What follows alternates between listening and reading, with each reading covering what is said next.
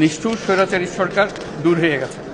কাল সূর্য উদয়ের সঙ্গে সঙ্গে গণতন্ত্রের, সুবিচারের, মানবাধিকারের, নির্ভয়ে মত প্রকাশের পূর্ণ স্বাধীনতার জন্য সকলের স্বাচ্ছন্দ্যে জীবন ধারণের সুযোগ প্রদানের সচেষ্ট সরকারের ঘনিষ্ঠ সান্নিধ্য ও সহমর্মী পরশ দলমত নির্বিশেষে সবাই উপভোগ করবেন।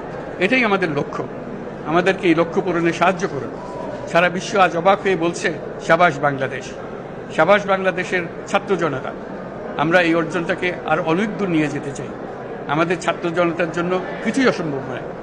আমাদের তরুণরা অসম্ভবকে সম্ভব করতে পারে, তারা সেজন্য প্রতিজ্ঞাবদ্ধ।